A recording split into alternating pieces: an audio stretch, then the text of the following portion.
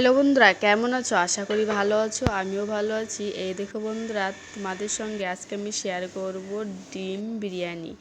এখানে ঘরের মশলা দিয়েই আমি ডিম বিরিয়ানি সামান্য মশলা দিয়েই তৈরি করে দেখাবো। এখানে নিয়েছি মশলা, পেঁয়াজ, রসুন, আদা, কাঁচা লঙ্কা, একটা টমেটো। এখানে পেঁয়াজটা আমি দুটো নিয়েছি, কুচি করে কেটে নিয়েছি। আর আদা, কাঁচা লঙ্কা, রসুন, জিরে আর ধনিয়ার গুঁড়োটা বেটে নিলাম। তারপর ডিম এখানে আমি 4টে সেদ্ধ করে নিয়েছি।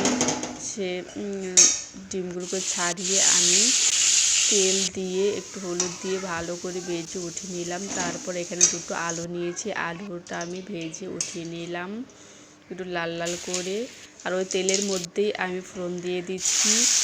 আমি 1 চামচ ঘি দিয়ে দিলাম। তারপর দুটো শুকনো লঙ্কা, দুটো তেজপাতা আর একটু গোটা জিরে আর একটু গোটা গরম মশলা দিয়ে পেঁয়াজ কুচিটা দিয়ে ভালো করে, পেঁয়াজ কুচি আর টমেটো কুচিটা দিয়ে ভালো করে মশলাটা কষাবো।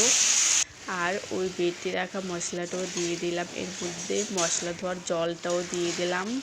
দিয়ে ভালো করে মশলাটা কষাবো। যত ভালো করে মশলাটা কষাবো ততই বিরিয়ানিটা টেস্ট হবে খেতে। আর দেখুন বন্ধুরা, প্রায় আমার মশলাটা কষানো হয়ে গেছে আর মশলার গা থেকে তেলও ছেড়ে দিয়েছে। যতক্ষণ না মশলার গা থেকে তেল না ছেড়ে দেবে ততক্ষণ আমি কষাতেই থাকবো। কষিয়ে নিলাম ভালো করে। এবার আমি এখানে বাসমতি চাল নিয়েছিলাম 500 গ্রাম।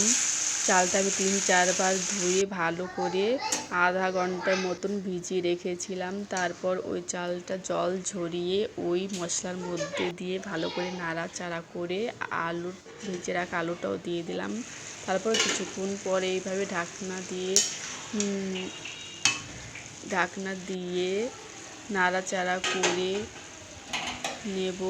আর দেখুন বন্ধুরা, এখানে জলের পরিমাণটা মেপেই দিতে হবে। তুমি যদি 1 কাপ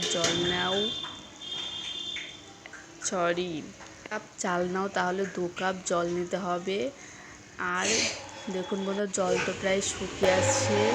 তারপর আমি এখানে ঘি আর গরম মশলা দিয়ে একটু গোলাপ জল ভিনিগার দিলাম। তোমরা চাইলে দিতেও পারো, নাও পারো।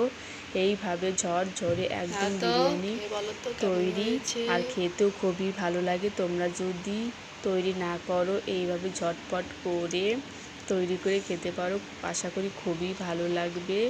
আর দেখতেও খুবই সুন্দর, একদম দোকানের মতন ঝরঝরে হয়েছে। আর খেতেও খুবই ভালো। আর কেমন লাগলো ভিডিওটা বলবে প্লিজ কমেন্ট করে। একটা লাইক করে দেবেন আর সাবস্ক্রাইব করে দেবেন।